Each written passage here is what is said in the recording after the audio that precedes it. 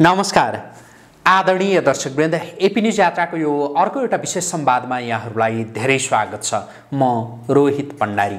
दर्शकवृन्द, संसद विघटन भइसकेपछि संसद पुनर्स्थापनाका पक्षमा र निर्वाचनका पक्षमा गरी देशको राजनीति दुई ध्रुवमा विभाजित भएको अवस्था छ र सँगसँगै अर्को एउटा ध्रुव पनि छ कि त्यो ध्रुवका तर्फबाट आइरहेका अभिव्यक्तिहरू अलि फरक छन् कि न त अहिले संसद पुनर्स्थापना न त निर्वाचन।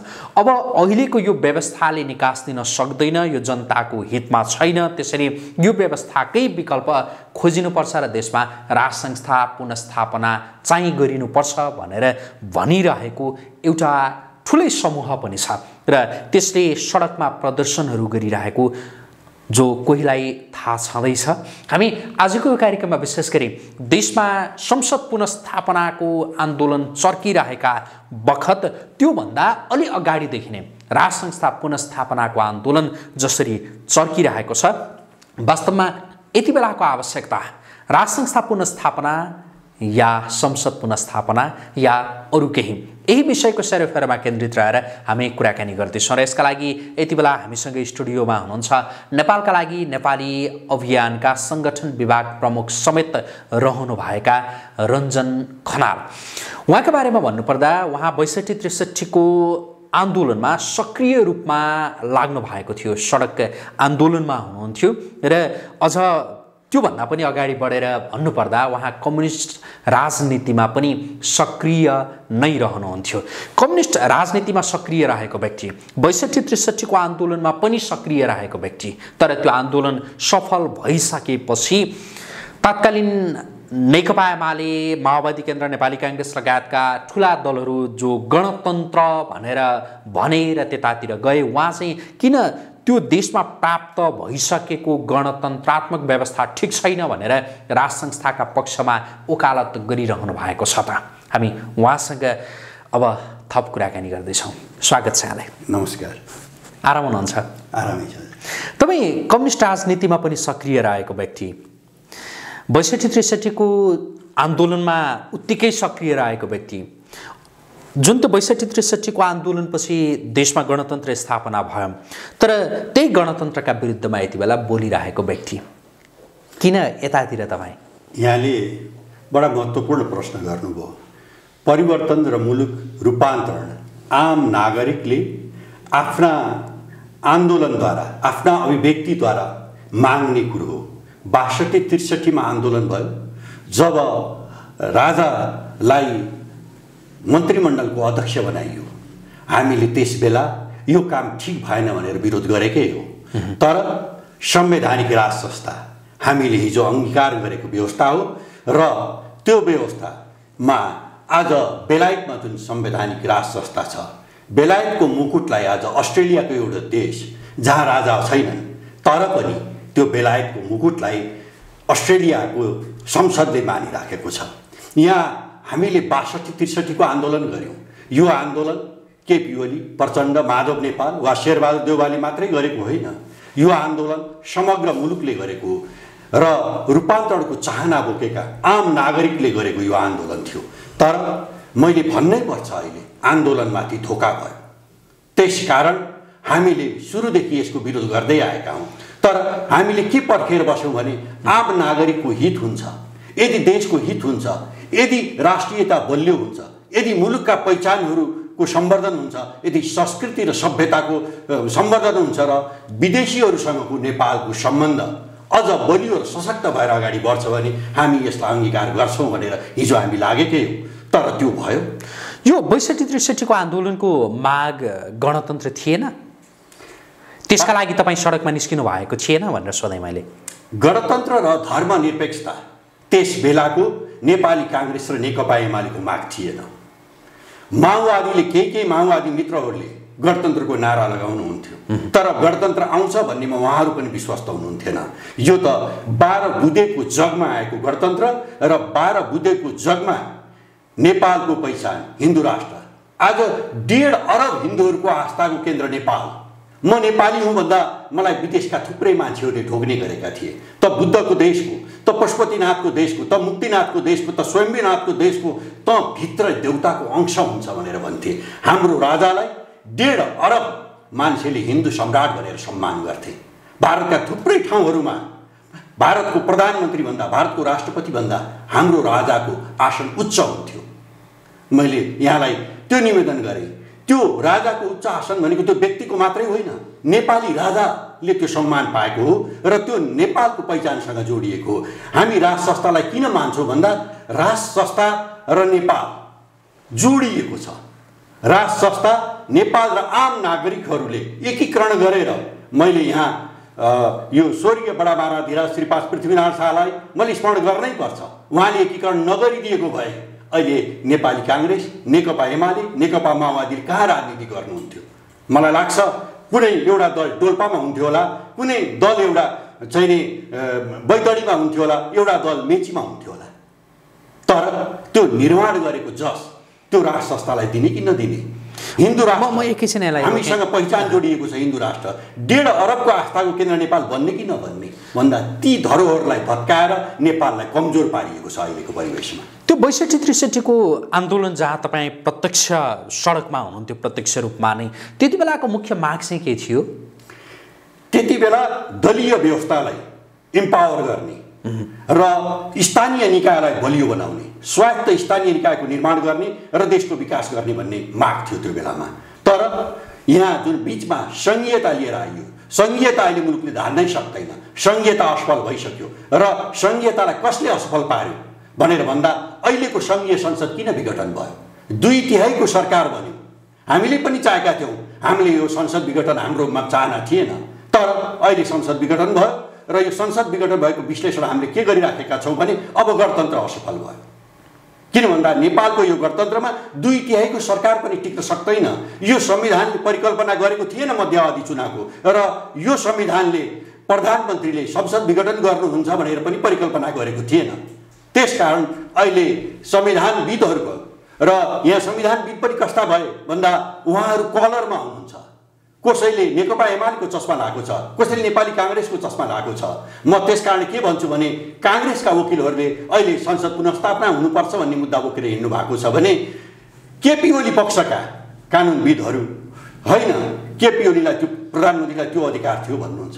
तर के राष्ट्रपतिले मुलुकको नेतृत्व गर्न सक्नुभयो भन्दा होइन, राष्ट्रपति केपी ओलीको समर्थकका रूपमा मात्रै उभिन सक्नुभयो। राष्ट्रपतिले मुलुकको नेतृत्व, राष्ट्रियताको नेतृत्व गर्न सक्नु भएन, जगेर्ना गर्न सक्नु भएन। र उहाँ हिजोको नेकपा एमालेको कार्यकर्ता, हिजोको केपी ओलीसँगको जुन सहकार्य थियो त्यो उहाँले तोड्न सक्नु भएन। र मुलुकका निम्ति राष्ट्रपति नभइसकेपछि अहिले राष्ट्रपति स्वयं पनि विवादमा परिराखेको स्थिति छ। त्यसकारण पनि गणतन्त्र चाहिँ अब आफैमा असफल सिद्ध भइसकेको छ। म यो राज संस्थाको औचित्य आवश्यकता के भन्ने सन्दर्भमा एकछिनमा थप जिज्ञासा यहाँसँग राख्छु। म जुन अघि मैले कार्यक्रमको सुरुवातमा जे भनिरहेको थिएँ त्यतातर्फ अलिकति केन्द्रित हुन चाहे, विशेष गरी यहाँकै सन्दर्भमा। तपाईँ कहिलेबाट चाहिँ कम्युनिस्ट म अब यो राजनीति गर्दिनँ भनेर छोड्नुभयो तपाईँले?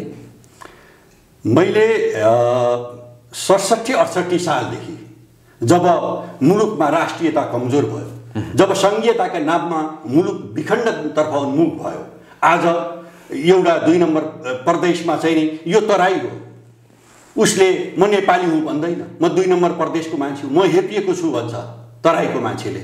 र हामी तराईका मान्छेलाई एकाकार गरेर मुलुकको विकासको लागि अगाडि डोराउने स्थितिमा पनि भएनौँ। र यहाँ कसैले अब यो जनजातिहरूको राज्य हुनुपर्छ भने र काठमाडौँलाई नेवारीहरूको राज्य हुनुपर्छ भनेर यसरी जुन विखण्डनतर्फ लगियो, यसले राष्ट्रिय अखण्डतालाई रक्षा गर्दैन। र यो लाने काम कसले गर्यो भन्दा वर्तमान राजनीतिक नेतृत्वले मुलुकलाई विखण्डनतर्फ लग्यो। मुलुकको जुन राष्ट्रिय एकता हो त्यसलाई कमजोर पार्ने काम गर्यो। र मुलुकको पहिचान, हिन्दू राष्ट्रको जगमा उभिएको नेपाल भनेको हिन्दू राष्ट्रसँग जोडिए, जुन हिन्दू राष्ट्र भन्ने शब्द आयो, हिन्दू र राष्ट्र हाम्रो सँगसँगै आएको हुँदा यो हिन्दू भन्ने जुन नेपालीको पहिचान थियो त्यो पहिचानको अपहरण भयो, मुलुकको पहिचान गुम्यो। त्यसले के पायो? प्रचण्ड प्रधानमन्त्री हुनुभयो, माधव नेपाल प्रधानमन्त्री हुनुभयो, केपी ओली प्रधानमन्त्री हुनुभयो, झलनाथ खनाल प्रधानमन्त्री हुनुभयो, विद्या भण्डारी राष्ट्रपति हुनुभयो। के मुलुकले खोजेको यही थियो? उहाँहरूले घाँस बाँस र कपासको ग्यारेन्टी गर्ने भनेर भन्नुभएको थियो। हामी जब आन्दोलनमा हिँडेका थियौँ घाँस बाँस कपासको ग्यारेन्टी हुन्छ भनेर।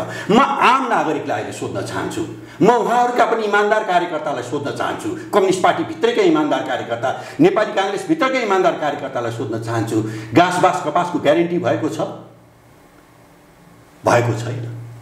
म यही प्रश्नको समीक्षा गर्न चाहन्छु। राष्ट्रियता बलियो भएको छ? छैन। मुलुक सिक्किमीकरणतर्फ अगाडि बढिराखेको छ।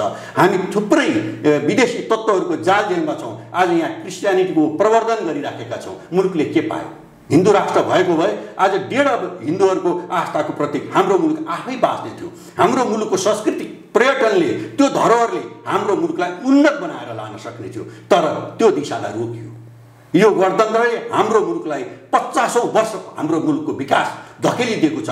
हाम्रो मुलुकको पहिचानहरू मेटिएको छ। त्यस मानेमा अब हामी यो गणतन्त्रको विधा गर्नुपर्छ, हामीले यो गणतन्त्रको विरोध गर्नुपर्छ भनेर त्यो ठहरसहित हामीले गर्यौँ। र यो किन गर्यौँ भन्दा अहिले 2 करोड नेपाली यो गणतन्त्रको विरोधमा छ। 2 करोड नेपाली यो धर्मनिरपेक्षताको विरोधमा छ। 2 करोड नेपाली यो संघीयताको विरोधमा छ। र वर्तमान राजनीतिक नेतृत्वको विरुद्धमा अहिले 2 करोड नेपाली छ। जुन 80 लाख बाहिर गएका छन्, उहाँहरू पनि अब मुलुक रूपान्तरण हुनुपर्छ। अब यो शासन सत्ता चल्नुहुन्न। अब यो राजनीतिक नेतृत्वले मुलुकको नेतृत्व गर्न सक्दैन। यसको विकल्पमा सोचिनुपर्छ भनेर आवाज उठाउनु भएको छ। त्यो आवाजको नेतृत्व मात्रै हामीले सडकमा गरे हो। तपाईले जेजेको विरुद्धमा जनता छ भनेर भन्नुभयो नि। हुन त संसद विघटन भइसकेको अवस्था छ, तैपनि त्यसैलाई टेकेर त्यसैलाई फर्किएर भन्ने हो भनेदेखि हिन्दू राष्ट्र राज संस्थाको एजेन्डा जुन जुन दलहरूले बोकेका थिए त्यो एजेन्डा जनताले मन नपराएरै होला हैन। त्यो एजेन्डा बोकेका दलहरूलाई त्यो संसदमा पुर्याइदिएनन् जनताले। के आधारमा भन्न सकिन्छ ताकि 2 करोड जनताले यो राज संस्था या हिन्दू राष्ट्र तपाईँले जे भन्नुभयो नि त्यो मन पराइरहेछन् भनेर कसरी भन्न सकिन्छ? म यहाँलाई निवेदन गरौँ, नेपाली काङ्ग्रेसका मूर्धन्य नेता, एउटा सम्मानित नेता, राष्ट्रिय नेता बीपी कोइरालाले उहाँ धेरै लामो समय निर्वाचनमा बस्नुभयो। तर उहाँ फर्केर जब मेलमिलापको नीति लिएर आउनुभयो, उहाँले के भन्नुभयो भन्दा यदि राज संस्था भएन भने नेपालमा प्रजातन्त्र बाँच्दैन भनेर उहाँले भन्नुभएको छ। म उहाँको शब्द सापटी लिएर नेपाली काङ्ग्रेसका मित्रहरूलाई मैले अहिले के सुझाव दिन्छु भने नेपाली काङ्ग्रेसले अहिले बीपीको समाजवादको बाटो छोड्यो। नेपाली काङ्ग्रेस अहिले भाइ केपी ओली भएको छ। केपी ओली नेकपाका नेता हुनुहुन्छ होला, तर शेरबहादुर देउबा नेकपाको कार्यकर्ता नभए पनि केपी ओलीले गरेका थुप्रै संस्थागत कारबाहीहरूलाई उहाँले समर्थन गर्नुभएको छ। आज प्रतिपक्षी कहाँ छ? प्रतिपक्षी कहीँ पनि छैन। र मुलुकका आम नागरिकको आवाज उठाउनलाई हामीले सडकबाट त्यो प्रतिपक्षीको भूमिका अहिले निभाउनु हाम्रो बाध्यता हो। त्यो निभाइराखेका छौँ। हाम्रो पनि रहर होइन। मुलुकलाई पटक पटक परिवर्तनमा लानु एउटा कठिनाइ हुन्छ। एउटा प्रसव वेदनामा मुलुक जान्छ, तर अहिले विकल्पै छैन। यदि मेरो जिज्ञासा चाहिँ यहाँसँग राज संस्था जनताले मन नै पराएका छन् भन्ने आधार के त भनेर सोधिरहेको थिएँ। त्यो हिजोको त्यो विघटित प्रतिनिधि सभामा त्यहाँ राज संस्था पक्षधरहरूको उपस्थिति लगभग शून्यको अवस्थामा थियो हैन। त्यहाँ जो दलहरू त थिए नि त त्यति बेला पनि निर्वाचनमा जाँदाखेरि राज संस्था हिन्दू राष्ट्र भन्ने उनीहरूको उपस्थिति त त्यहाँ लगभग शून्यकै अवस्थामा थियो भने जनताले राज संस्थाको एजेन्डा मन पराइरहेछन् भनेर के आधारमा बुझ्ने भनेर सोधिरहेको थिएँ यहाँलाई। मैले यहाँलाई निवेदन गरौँ, अहिले राजाको भ्रमण देशव्यापी रूपमा भइराखेको छ। राजाको पछाडि जसरी आम नागरिक राजा ल्याउनुपर्छ, राजा आऊ देश बचाऊ भनेर किन भनिराखेका छन्, त्यो जनताको बोली हो। त्यसलाई नजरअन्दाज गर्नु हुँदैन। र राज संस्थाले यो गणतन्त्र आउनुमा राज संस्थाको पनि भूमिका छ। राज संस्थाले साँच्चै गणतन्त्र आएर यो मुलुकको हित हुन्छ कि हुन्न भनेर छोडिदिएको। अगाडि संसद मारियो, अदालतले संसद जोगाउन सकेन, तर त्यो प्रजातान्त्रिक संसदलाई राजाले नै जोगाएको हो। र अहिलेको गणतन्त्र राजाले सम्झौता गरेर उहाँ गणतन्त्रवादीहरूलाई राजाले नै दिएको हो। तर उहाँहरूले त्यो शासन सत्ता चलाउन सक्नु भएन। उहाँहरूले कोभिड भएको बिरामीलाई तिमी बेहोस भएपछि मात्रै हस्पिटल आऊ भनेर भन्नुपर्ने स्थिति, र म कोभिडका बिरामीलाई उपचार गर्न सक्दिनँ भन्ने स्थिति, र अहिले आम अस्पतालहरूमा तपाईँ भर्ना हुनका लागि एउटा सोर्स फोर्स लाउनु पर्ने जुन स्थिति छ, यो स्थिति भएका कारणले राज संस्था सहितको लोकतन्त्र, यो विश्वको एउटा नमुना लोकतन्त्र हो बेलायत, जसलाई दुनियाँले हेरेको छ। मैले अघि नै यहाँलाई निवेदन गरिसकेँ, अस्ट्रेलियामा बेलायतको मुकुटलाई राजा मानिन्छ। किन मानियो? यो राज संस्थाको लोकप्रियता हो। राजा अहिले राजा अभिभावक भएको भए मुलुकमा जुन यो संसद विघटन भयो, जुन मुलुकमा यो वितण्डा मचिराखेको छ, जुन मुलुकमा यो लुटतन्त्र चलिराखेको छ, यो तन्त्र चल्ने थिएन। त्यसकारण आम नागरिकले अहिले राजा आऊ भनेर सडकमा भनिसकेको स्थितिमा हामीले पनि राजा आउनुपर्छ भनेर भनेको हो। र राज संस्था सहितको लोकतन्त्र एउटा नमुना लोकतन्त्र र हिन्दू राष्ट्र नभएसम्म अब मुलुक कमजोर रहन्छ र मुलुकले आफ्नो पहिचान जुन गुमाएको छ त्यसलाई ठाउँमा ल्याउन र राज संस्थाको लोकप्रियता जाँच्नका लागि म यहाँहरूको जस्तो यो लोकप्रिय मिडियालाई के अनुरोध गर्छु भने हामी स्याम्पलिङमा जाउँ। मैले मात्रै राजा भनेको होइन, यहाँ मुलुकका प्रत्येक मान्छेले अब हिन्दू राष्ट्रभन्दा पनि माथि उठेर राजा आउनुपर्छ, त्यसपछि हिन्दू राष्ट्र आउँछ, त्यसपछि मुलुक जोगिन्छ, मुलुकको राष्ट्रियता बलियो हुन्छ भनेर आम नागरिकले भनिराखेको परिप्रेक्ष्यमा हामीले राजालाई स्पेस दिनुपर्छ भन्दा हामीले बढी बोलेको हुन्छ भन्ने मलाई लाग्दैन। यो जस्तो राज संस्था आयो भनेदेखि चाहिँ मुलुक जोगिन्छ, सबै समस्याको समाधान हुन्छ भन्ने तपाईँहरूले भनिरहनु भएको छ। हिजोका दिनमा पनि जति बेला राज संस्था थियो नि, राज संस्था हुँदाका बखतमै हो माओवादी त्यो आन्दोलन उत्कर्षमा पुगेको, हजारौँ हजार मान्छेहरू मरेको। राज संस्था हुँदाखेरि चाहिँ ठिकठाक हुन्छ, राम्रो हुन्छ भन्ने त कहाँ हुँदो रहेछ त? फेरि राज संस्था हुँदा जब यो मुलुक ठिकठाक ढङ्गबाटै चलिराखेको थियो, आम नेपालीहरूलाई सोध्नुहोस्, पञ्चायत कालको र गणतन्त्रको शासन पद्धतिका बारेमा हामीले तुलना गरेर हेरौँ। मैले यहाँलाई निवेदन गरौँ, पञ्चायत कालमा प्रत्येक धाराहरूमा दिनदिनै पानी आउँथ्यो। कहाँबाट आउँथ्यो? त्यो त्यस बेलाको शासकहरूले काम गरेको, त्यस बेलाको मन्त्रीमण्डलमा मन्त्रीहरूलाई प्रधानमन्त्रीलाई के डर थियो भने हामीले गलत कार्य गऱ्यौँ भने हामीलाई दरबारले दण्ड हान्छ है भन्ने थियो। तर आज प्रधानमन्त्रीले गलत गर्नुभएको छ कि ठिक गर्नुभएको छ, म यो आम नागरिकलाई सोध्छु। 2/3 समर्थन पाएको प्रधानमन्त्रीले हठात संविधान सभा विघटन गरिदियो, संसद विघटन गरिदियो। तर दुईटै पार्टीका अध्यक्ष हुनुहुन्छ। प्रचण्ड कमरेड पनि पार्टीको अध्यक्ष हुनुहुन्छ, केपी कमरेड पनि पार्टीको अध्यक्ष हुनुहुन्छ। तर अर्को पार्टीको अध्यक्षलाई संसद विघटन हुँदैछ भन्ने कुरा थाहा थिएन।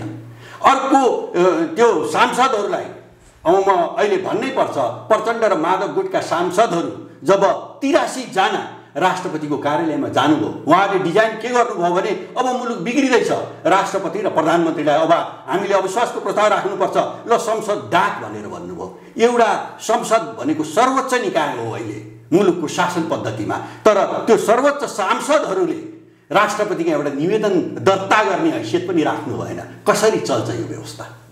त्यसकारण संसद पुनर्स्थापना हुन्छ भन्ने कुरा मलाई किन पनि विश्वास लाग्दैन भने अहिले केपी ओलीले भनिसक्नु भएको छ संसद स्थापना हुन सक्दैन भनेर। केपी ओलीको प्रभावमा परेको अदालतले केपी ओलीको आदेश काट्छ जस्तो मलाई लाग्दैन। अहिले अदालत पनि राजनीतिक प्रभावमा परिराखेको छ, यो जगजाहेर छ। तपाईहरुले राज संस्था भनेर भनिरहनु भएको छ। यो राज संस्था पुनर्स्थापना यो हुने त्यो सम्भावना के कारणले बलियो देख्नु भएको छ तपाईहरुले त एकदम बलियो सम्भावना नै छ भनेर भनिरहनु भएको छ नि हैन? के छन् आधार चाहिँ भन्दिनुस् त? एउटा अहिले राष्ट्रिय अखण्डता कमजोर भएको छ, मुलुकको पहिचान गुमेको छ। अहिले यो वरिपरिका छिमेकी राष्ट्रहरूको सम्बन्ध पनि कमजोर भएको छ। अहिले यहाँ थुप्रै विदेशी नियोगहरूको चलखेल भइराखेको छ। तपाईले देखिराख्नु भएको छ, एउटा राजदूतावासको राजदूत आफ्नो मर्यादामा बस्नुपर्छ, तर एउटा राजदूतले हाम्रो मुलुकको राजनीतिक ढोकाहरूमा गएर हाम्रो मुलुकको राजनीतिलाई प्रभाव पारिराख्नु भएको छ। एउटा राष्ट्रपतिले आफू कहाँ संसदहरूलाई बोलाएर अब तपाईले प्रधानमन्त्रीलाई सहयोग गर्नुपर्छ है भनेर भनिराखेको स्थिति छ। न राष्ट्रपति देशको नेतृत्व गरिराख्न सक्ने अवस्थामा छ र एउटा मुलुकको नियोग प्रमुख जो आफ्नो मर्यादामा बस्नुपर्ने हो उसले हाम्रो राजनीतिक पहिचान जोगाइदिने, हाम्रो राजनीतिक नेतृत्वलाई जोगाइदिने जुन अभ्यासहरू भएका छन्, यी अभ्यासहरूबाट यो गणतन्त्र असफल भइसक्यो, यो संघीय शासन व्यवस्था असफल भइसक्यो र यी सबै कुराहरूको निदानको लागि यदि मुलुकमा अहिले असल योग्य अभिभावक भएको भए यो हुने थिएन। अहिले राजा भएको भए संसद विघटन हुने थिएन। तपाईले अघि पनि भन्नुभयो राजा भएको भए संसद विघटन हुने थिएन भनेर हैन? बारम्बार यो शब्द तपाईले प्रयोग गरिरहनु भएको छ। राजा भएकै बेलामा त हो नि संसद विघटन भएको। शेरबहादुर देउवाले सिफारिस गर्नुभएको थियो, तत्कालीन राजाले विघटन गरिदिनु भयो र राजाले नै फेरि त्यो संसद जन्माइ पनि दिनुभयो। प्रजातन्त्रलाई जोगाउनका निम्ति राजाले नै त्यो संसद जोगाइदिनु भयो र एउटा ठुलो मेसाकर हुनुबाट यो देश विखण्डनमा जाने कुराबाट रोक्नका लागि राजाले नै सम्झौतामा यो गणतन्त्र दिएको। अहिले पनि त संसद पुनस्थापना हुन सक्ला नि त हैन? जसरी हिजो राजाले पुनस्थापना गरिदिनु भयो, आज पनि छन् अङ्गहरू, तिनीहरूले पुनस्थापना गरिदिएलान्। अनि त्यति धेरै यहाँको प्रश्न ज्यादै महत्त्वपूर्ण छ। अहिले संसद पुनस्थापना हुन सक्थ्यो यदि अदालत इमान्दार भइदिएको भए, यदि राजनैतिक नेतृत्वको विरुद्धमा आम नागरिक सडकमा नआइदिएको भए। अहिले आम नागरिक, वर्तमान राजनैतिक नेतृत्व, यसमा जुन सबै दलहरू जुन इन्भल्भ छन्, सबै दलका विरुद्धमा अहिलेको आन्दोलन वर्तमान राजनैतिक नेतृत्वको विरुद्धमा हो। अहिलेको आन्दोलन धर्मनिरपेक्षताका विरुद्धमा हो। अहिलेको आन्दोलन संघीयताका विरुद्धमा हो। अहिलेको आन्दोलन समग्रमा गणतन्त्रका विरुद्धमा हो।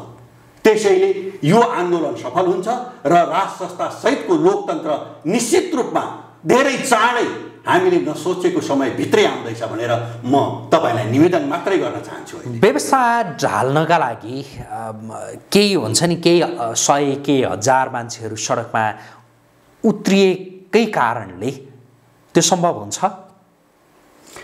मैले किन भने जस्तो तत्कालीन अवस्थामा राज संस्था जो अन्त्य भयो, जसरी अन्त्य भयो, त्यति बेलाको त्यो सडक हेर्ने हो भने, जो तपाईँ 62-63 को आन्दोलनमा प्रत्यक्ष रूपमा तपाईँ पनि सडकमा हुनुहुन्थ्यो, त्यति बेला काठमाडौँ लगभग छ्याप्पै भएको थियो नि हैन? मान्छेको त्यो जनसागर नै ओर्लिएको थियो भने अहिले तपाईँहरू राज संस्था भनेर भनिरहनु भएको छ। तर हो, तपाईँले भने जस्तो सडकमा मान्छेहरू नआएका होइनन्, तर केही ठाउँमा आएका छन्। त्यतिले नै यो व्यवस्था फालिन्छ र भनेर सोधेको। यो समय आउँदैछ, त्यस बेलामा पनि गिरिजाबाबुका पछाडि मैले उहाँलाई सम्मान गर्नुपर्छ। उहाँ एउटा लामो इतिहास बोकेको नेता हो, तर उहाँका पछाडि पनि 100-200 को झुन्ड मात्रै थियो। नेकपा एमालेको पछाडि 2-4 हजारको झुन्ड थियो। तर त्यो परिवर्तन जब समयले परिवर्तन माग्यो, जब आम नागरिक घरबाट बाटोमा निक्लनु भयो, तब मात्रै परिवर्तन भएको छ र आम नागरिक घरबाट निस्कने अब बेला आउँदैछ। केही समयपछि आम नागरिक, जुन नागरिकहरू आन्दोलित भइसक्नु भएको छ, हामीले आम नागरिकको चाहना बोकेर हामी सडकमा आएको हो। अहिले हामीलाई सडकमा आउने रहर होइन, हामीलाई यो सत्ता र व्यवस्था पटक पटक फाल्नुपर्छ भन्ने पनि रहर होइन, तर मुलुकको अखण्डताको निम्ति, मुलुक रक्षाका निम्ति, मुलुकको राष्ट्रिय एकता सम्वर्धन गर्नको लागि र मुलुकका गुमेका पहिचानहरू जोगाउनको लागि अब हामी आन्दोलन हामीले गर्नै पर्छ। र यो आन्दोलन गरिरहँदा मुलुकमा रहेको एउटा शक्ति सेना, हिजो सेना राजनीतिमा सक्रिय हुनु हुँदैन भन्ने मान्यता हो। प्रजातन्त्रमा सेना सक्रिय हुनु हुँदैन, त्यो हाम्रो पनि मान्यता हो। तर जहाँ राष्ट्रियता कमजोर हुन्छ, राष्ट्रियताको रक्षा गर्ने काम सेनाको हो। राष्ट्रिय अखण्डता र मुलुक सिक्किमीकरणतर्फ अगाडि बढिराखेको अवस्थामा सेनाले पनि आफ्ना भनाइहरू राख्नुपर्छ, सेनाले पनि आफ्नो शक्ति प्रदर्शन गर्नुपर्छ। र त्यो समय आयो भने सेनाले पनि आम नागरिकका पक्षमा कदम चाल्नेछ भनेर हामीले विश्वास लिएका छौँ। सेना अगाडि आउँछ राज संस्थाका लागि भनेर भन्नुभयो होइन? हिजो गणतन्त्रका लागि जसरी अदालत अगाडि आयो, अदालतले नेतृत्व गर्नुहुन्थ्यो। बहुदलमा 3टा अङ्ग स्वतन्त्र हुन्छन्, एउटा अङ्ग हावी हुनु हुँदैन। तर हिजो मुलुकको राष्ट्रिय अखण्डता बलियो हुन्छ, मुलुकमा शान्ति छाउँछ भने ठिक छ भनेर हामीले हिजो एउटा प्रधान न्यायाधीशलाई मुलुकलाई नेतृत्व गर्न दियौँ।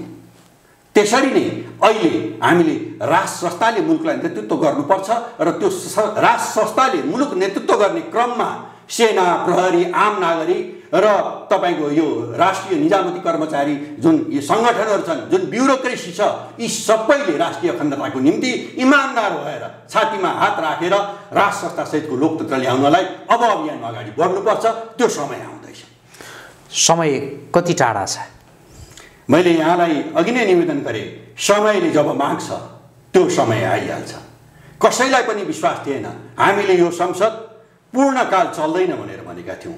अहिलेको गणतान्त्रिक सरकारले देशलाई पूर्णकाल नेतृत्व गर्न सक्दैन भनेर जब भनिरहेका थियौँ, हाम्रा साथीहरू, कम्युनिस्ट पार्टीभित्र रहेका, काङ्ग्रेस पार्टीभित्र रहेका हाम्रा साथीहरूले भन्नुहुन्थ्यो, रञ्जनजी कहाँबाट यो विघटन गराउनुहुन्छ तपाईँले? भारतबाट विघटन गराउनुहुन्छ, चाइनाबाट विघटन गराउनुहुन्छ, अमेरिकाबाट विघटन गराउनुहुन्छ भनेर भनिराख्नुहुन्थ्यो। तर म उहाँहरूलाई प्रश्न के सोध्न चाहन्छु भने आज जुन यो क्रिस्चियनिटी एउटा अभियानको रूपमा अगाडि बढिराखेको छ त्यो कहाँबाट आयो?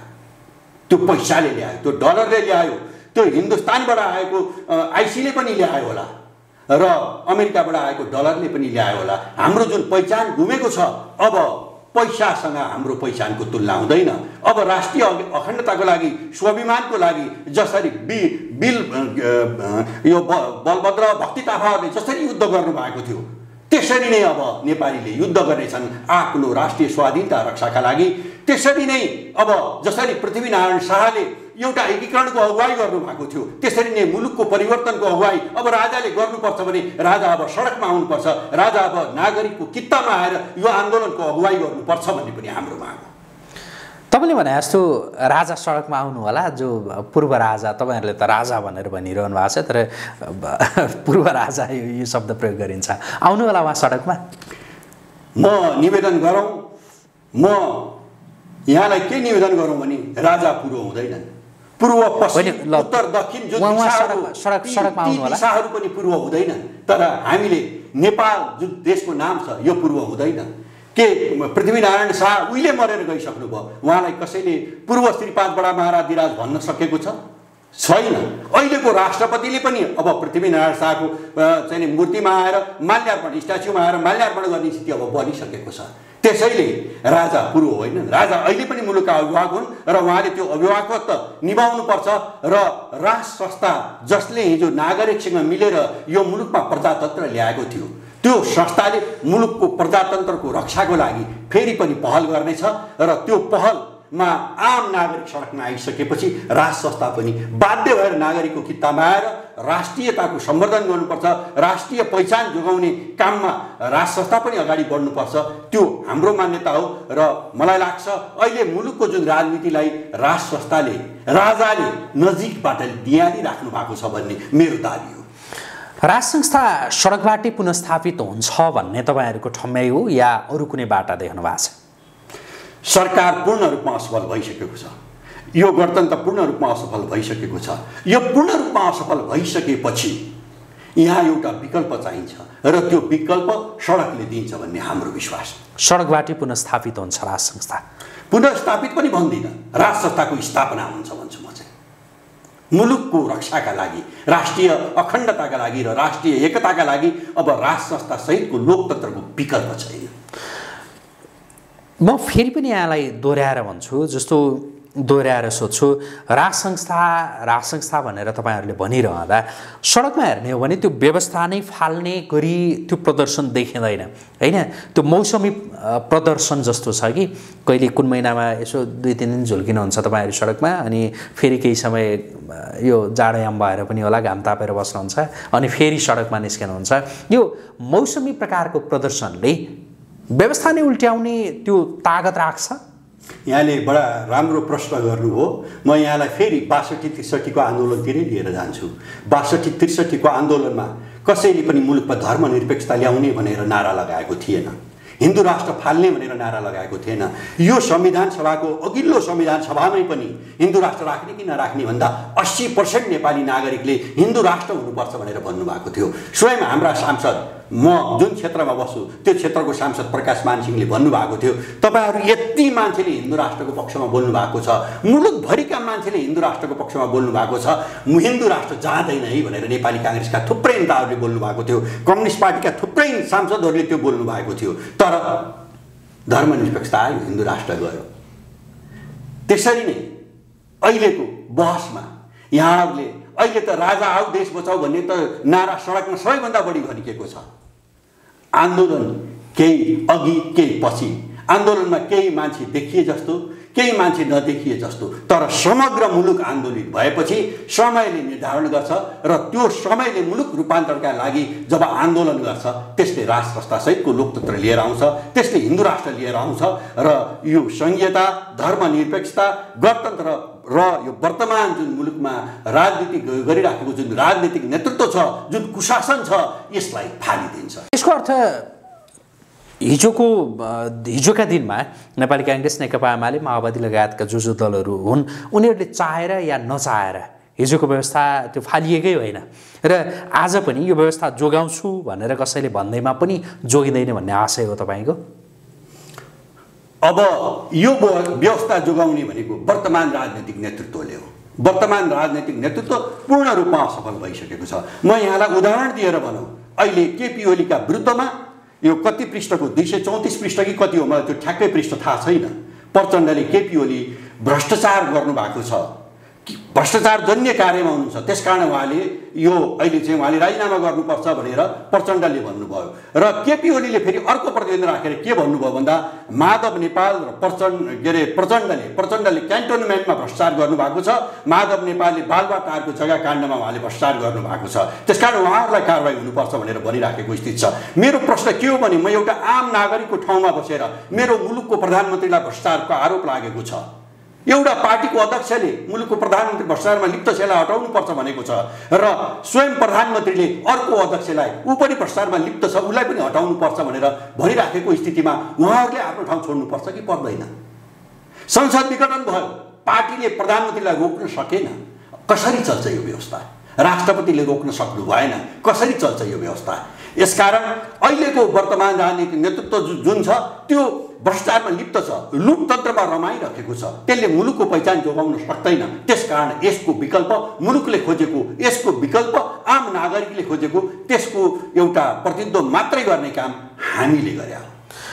यो व्यवस्था परिवर्तनका लागि भनौँ न, एउटा सरकार परिवर्तनका लागि त छिमेकी देशहरूको शुभेच्छा होइन, साथ सहयोग समर्थन चाहिन्छ भनिन्छ नेपालको राजनीतिमा भने व्यवस्था नै परिवर्तनका लागि त अझ चाहिएला। त्यसका लागि त्यो सहयोग जुटाउन तपाईँहरू लागिपर्नु भएको छ कि छैन? यो समय आएपछि त्यो सहयोग आफै जुटेर जान्छ। जुन छिमेकी राष्ट्रहरूले यो गणतन्त्र ल्याउनलाई भूमिका खेल्नुभयो, उहाँहरूले अहिले आम नेपाली नागरिकले पाइराखेको दुःख र वर्तमान असफल राजनीतिक नेतृत्वबाट उहाँहरू पनि बदनाम हुनुभएको छ, उहाँहरू पनि प्रयासित गर्न चाहनुहुन्छ, उहाँहरू पनि यो राजनीतिक नेतृत्वबाट छुटकारा लिएर अब नेपाललाई सही पहिचानमा डोराउनुहुन्छ र एउटा असल छिमेकीको कर्तव्य के हुन्छ भन्दा छिमेकमा झगडा हुँदा असल पक्षको साथ दिने कार्य छिमेकी राष्ट्रले पनि गर्छ। त्यस मानेमा हामी के विश्वस्त छौँ भने नेपाल हिन्दू राष्ट्र हुँदा भारतलाई पनि राम्रै हुन्छ, चाइनालाई पनि राम्रै हुन्छ, अमेरिकालाई पनि राम्रै हुन्छ, किन भन्दा हिजो असंलग्न परराष्ट्र नीति नेपालको एउटा पहिचान थियो। हामी विश्वको एउटा शान्ति राष्ट्र बन्ने मार्गमा हामी अगाडि बढिराखेका थियौँ। राजा वीरेन्द्रले यसलाई शान्ति राष्ट्र जुन घोषणा गराउन लागिराख्नु भएको थियो, त्यो यदि घोषणा भइदिएको भए नेपालको पहिचान फेरिन्थ्यो, नेपालले अग्रगामी छलाङ लाउँथ्यो। अहिले जुन मुलुकको विकास 100 वर्ष पछाडि परेको छ, त्यसलाई सच्याउनका लागि हामी अहिलेको गणतन्त्र, अहिलेको राजनीतिक नेतृत्वलाई फाल्नलाई आम नागरिक भर्सेस वर्तमान राजनीतिक नेतृत्व हो, आम नागरिक भर्सेस वर्तमान गणतान्त्रिक व्यवस्था हो, आम नागरिक भर्सेस संहिता हो। यस मानेमा हाम्रो आन्दोलनको जित सुनिश्चित छ र हाम्रो आन्दोलनको जित सुनिश्चितले मात्रै मुलुकको राष्ट्रिय एकता, राष्ट्रिय अखण्डतालाई जोगाउँछ भन्ने हाम्रो दावी हो र यो हाम्रो दावी आम नागरिकको ठहर पनि। मैले सोधेको चाहिँ अन्तर्राष्ट्रिय शक्तिहरूको त्यो साथ सहयोग समर्थन शुभेच्छा सबै चाहिन्छ होला होइन? अघि भने नि एउटा सरकार परिवर्तन गर्नका लागि त चाहिँदो रहेछ भने यो व्यवस्था नै परिवर्तन गर्नका लागि त पक्कै चाहिएला। के पाइरहनु भएको छ त्यस्ता सङ्केतहरू केही मिलेका छन् अन्तर्राष्ट्रिय शक्तिहरूका, शक्ति केन्द्रका? यहाँ शक्ति केन्द्रहरू एउटा आफ्नो मर्यादाभन्दा पनि बढी रूपमा त्यो नागेर वर्तमान राजनीतिक नेतृत्वलाई यो सच्याउनलाई उहाँहरू लागिराख्नु भएको छ र उहाँहरू असफल हुनुभयो। यो राजनीतिक नेतृत्व असफल हुँदा उहाँहरूको पनि असफलता जोडिएको छ।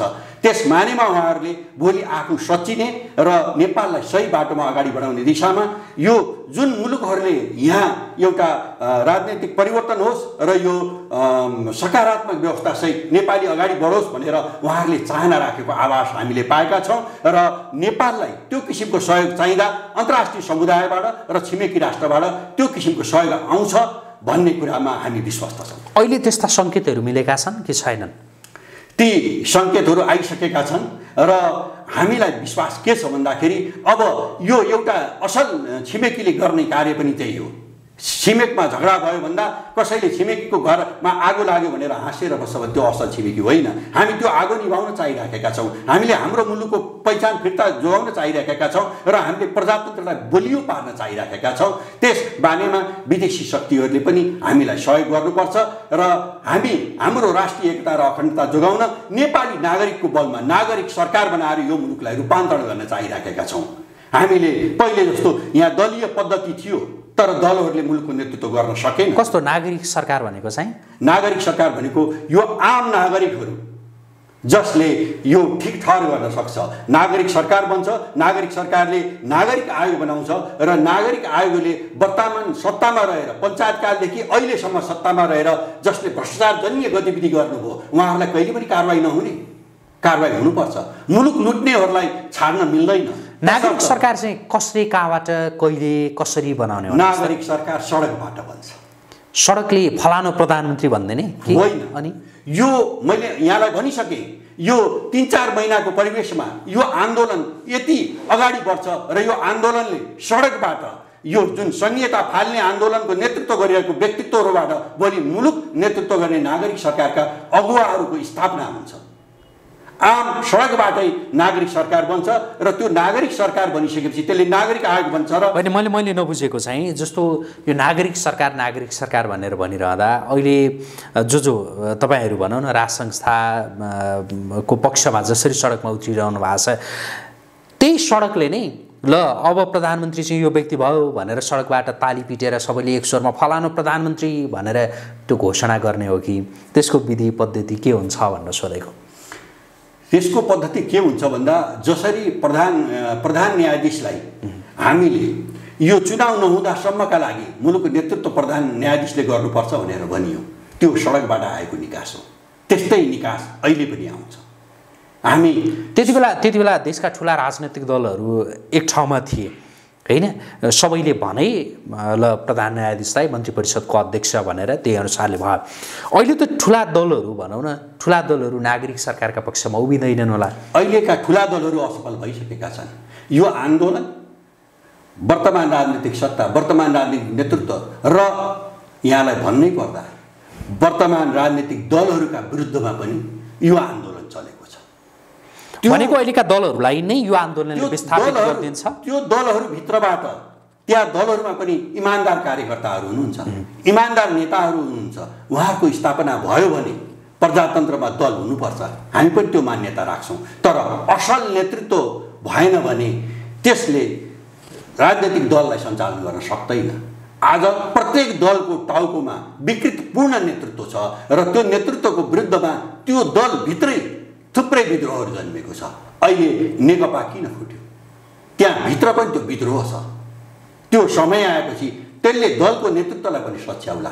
तर अहिले मुलुकको राष्ट्रिय एकता जुन खतरामा परेको छ, जुन मुलुक अहिले सिक्किमीकरणतर्फ अगाडि बढिराखेको छ, मुलुकले आफ्नो पहिचानहरू गुमाएको छ र आम नागरिक अहिले जुन सडकमा आफ्ना मौलिक अधिकारहरू निलम्बन भइराखेको टुलुटुलु हेरेर बस्न बाध्य भएको छ, त्यस मानेमा यो सरकारले प्रजातन्त्रको रक्षा गर्न सक्दैन। यो सत्ताले, वर्तमान राजनीतिक नेतृत्वले यो चाहिँ नि प्रजातन्त्रको रक्षा गर्न सक्दैन। प्रजातन्त्र खतरामा पर्यो भनेर पनि आम नागरिक सहित हामीहरू सडकमा आएको। तपाईँहरू बारम्बार भनिरहनु भएको छ कि सिक्किमीकरण हुन लाग्यो भनेर। के कारणले भनिरहनु भएको छ सिक्किमीकरण हुन लाग्यो भनेर एउटा, र अर्को तपाईँहरूले यो भनिरहँदा त्यो जनतालाई अत्याउने खालका अभिव्यक्ति मात्रै हुन् भनेर कतिपय विश्लेषकहरूले भनिरहेछन्, के भन्नुहुन्छ? राजनैतिक विश्लेषकहरू जुन छन् उहाँहरू आफ्नो ठाउँमा इमान्दार हुनुहुँदैन। यो मेरो दाबी किन हो भन्दा अहिलेका राजनैतिक विश्लेषकहरू थुप्रै शक्ति केन्द्रहरूमा भर्ना भएका हुनुहुन्छ। एउटा हरियो चस्मा मैले लगाएपछि मैले हरियो नै देख्छु, कालो चस्मा लगाएपछि मैले कालो नै देख्छु। तर मुलुकका पहिचानप्रति, मुलुकप्रति र नेपाली मनले हामीले सोचेर निर्णय गऱ्यौँ भने अब हामीलाई नेपाल चाहिएको छ, पहिचान सहितको नेपाल चाहिएको छ। यदि हामी नेपाल जोगाउन सकेनौँ भने मैले यहाँलाई भनिराखेको छु, हिजो सिक्किम भारतले लिँदा पनि थुप्रै सिक्किमे मान्छेहरूले हामीलाई के फरक पर्छ र भनिराखेका थिए। तर आज सिक्किमका प्रत्येक आम नागरिक जुन हिजो सिक्किममा स्वतन्त्र आम नागरिक भएर बसेका थिए, तिनको मन रोइराखेको छ। म त्यसलाई निहाल्न, त्यसलाई छाम्नलाई पनि अहिलेका राजनीतिक विश्लेषकहरूलाई म अनुरोध गर्न चाहन्छु।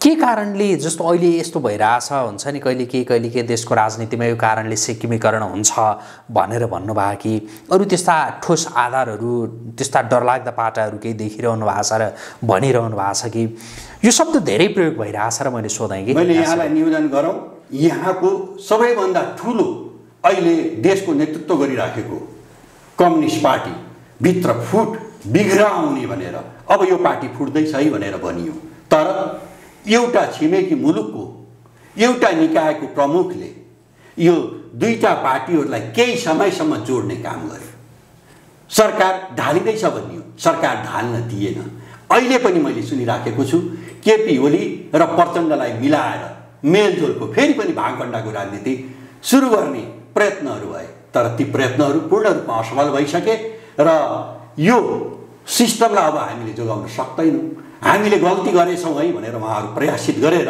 पछाडि हटिसक्नु भएको जुन स्थिति हो यो जगजाहेर छ मैले कसैको नाम लिन चाहन्न त्यस माने पनि राष्ट्रियता कमजोर भएको छ आज एउटा पार्टीको फुट जोगाइदिन एउटा चाहिँ नि दूतावासको म त कर्मचारी नै भन्छु कूटनीतिक नियोग प्रमुखलाई एउटा कर्मचारीले हाम्रो देशको राजनीतिक दल फुट्नबाट जोगाइदिने हाम्रो देशमा संसद विघटन हुनुबाट जोगाइदिने संसद पुनर्स्थापना गराइदिन लाग्ने जुन यो परिस्थिति भएको छ यसैले विदेशी चलखेल यहाँ धेरै भयो र यसबाट मुक्तिका लागि आम नागरिक अहिले आन्दोलित भए हामी कुराकानीको अन्त्यतिर छौँ अहिले मूलत दुईवटा विषय यति बेला अगाडि छन् जस्तो एउटा संसद पुनर्स्थापनाको विषय अर्को निर्वाचनको विषय यो दुईटामा के चाहिँ होला भन्ने तपाईँहरूलाई लागिरहेछ जो तपाईँहरू राज संस्थाका पक्षमा हुनुहुन्छ नि हामीले प्रष्ट रूपमा भनेको के हो भने अहिले वर्तमान प्रधानमन्त्री र राष्ट्रपतिले दाबी गरिराख्नु भएको छ संसद पुनर्स्थापना हुँदैन भनेर उहाँहरूले जुन एउटा दाबीका साथ बोलिराख्नु भएको छ अदालतमा विचाराधीन रहेको विषयमा टिप्पणी गर्नु हुँदैन सचेत नागरिकले म पनि गर्दिनँ तर उहाँहरूको शब्दमा अब संसद पुनर्स्थापना हुन सक्दैन भनेर उहाँले दाबी गरिराख्नु भएको छ र उहाँहरूलाई कसैले खबरदारी गरेको छैन यो हिसाबबाट हेर्दा पनि संसद पुनर्स्थापना हुन सक्दैन र उहाँले जुन दाबी गर्नु भएको छ हामी 64% को प्रधानमन्त्री हो आम नागरिकको समर्थन छ है भनेर जुन भन्नुभएको छ आम नागरिकको समर्थन उहाँहरूले गुमाइसक्नु भएको छ र यो वर्तमान सरकारले चुनाव गराउन सक्दैन त्यसपछि मुलुक शून्यतामा जाने जुन परिस्थिति निर्माण भइराखेको छ त्यो शून्यताबाट मुलुकलाई जोगाउनको लागि नागरिक सरकार बनाएर र आन्दोलनले उहाँहरूलाई विस्थापन गरेर नेपालमा राज संस्था सहितको लोकतन्त्र र नागरिक सरकारको स्थापनाबाट मात्रै अब नेपाल जोगिन सक्छ त्यही अन्तिम ठहर हो र त्यही शाश्वत सत्यलाई आम नागरिक यहाँहरूको बुझाइ प्रधानमन्त्री केपी शर्मा ओलीले संसद पुनर्स्थापना हुन सक्दैन भनेर जुन विश्वासका साथ दाबी गरिरहनु भएको छ त्यसबाट अदालत प्रभावित हुन्छ र पुनर्स्थापित हुन सक्दैन भन्ने एउटा कुरा र त्यसपछि निर्वाचन पनि सम्भव छैन हुँदैन र त्यसभन्दा पछाडि हुने के त भन्दा राज संस्था पुनर्स्थापना भन्ने त्यो ठम्याइ हो तपाईँहरूको हामी आन्दोलनमा लागेका हामीले राज संस्था सहितको लोकतन्त्र ल्याउने हाम्रो अभियान त्यो अभियानप्रति हामी इमान्दार रहन्छौँ तर अदालतलाई केपी ओलीले प्रभाव पार्नुहुन्छ वा अदालतले केपी ओलीले गरेको संसद विघटनलाई पुनर्स्थापना गर्छ भनेर अहिले हामीले बोलिदिँदो त्यो एउटा हाम्रो आफ्नो अभियानभन्दा बाहिरको पाटो हुन्छ हामीलाई पुनर्स्थापना भए पनि नभए पनि हामीलाई त्यसमा हामीले कुनै सरोकार राख्दैनौँ अब तपाईँहरूको आन्दोलन चाहिँ कसरी अगाडि बढ्छ यो मौसमी प्रकारकै हुन्छ कि अझ निरन्तर केही सोच्नु भएको छ हाम्रो आन्दोलन निरन्तर अगाडि बढिराखेको छ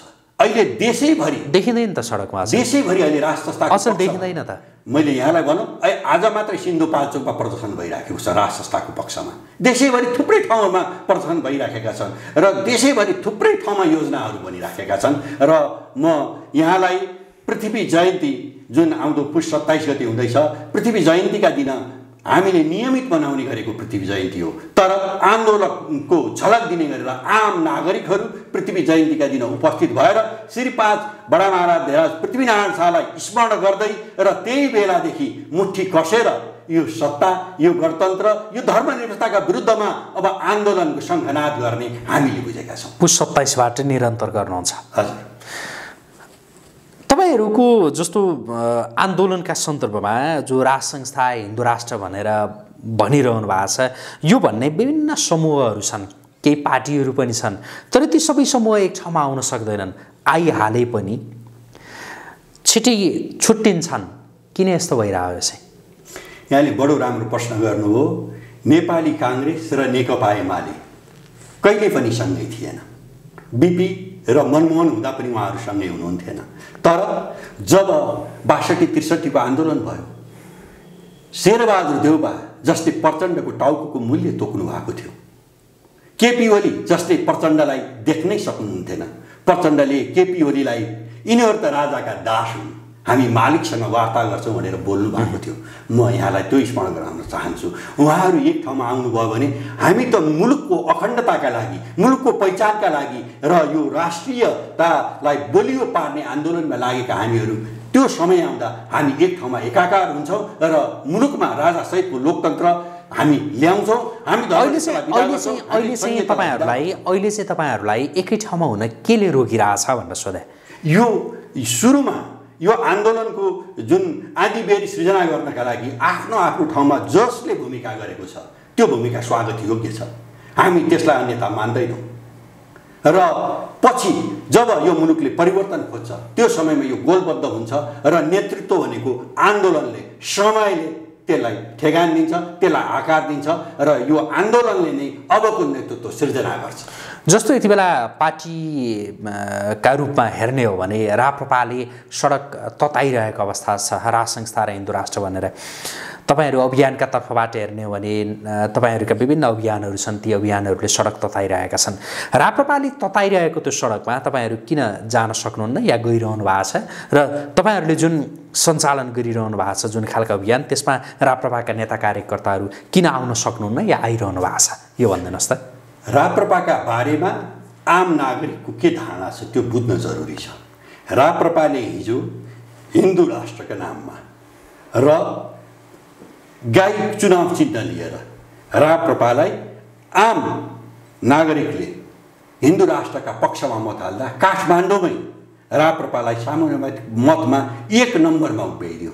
तर राप्रपाले त्यो मतको इज्जत राख्न सकेन। राप्रपाको नेतृत्वले, राप्रपाभित्र थुप्रै इमान्दार राष्ट्रवादी साथीहरू हुनुहुन्छ। म उहाँहरूलाई तपाईँको यो मिडिया मार्फत सलाम पनि गर्न चाहन्छु र सचेत पनि गराउन चाहन्छु।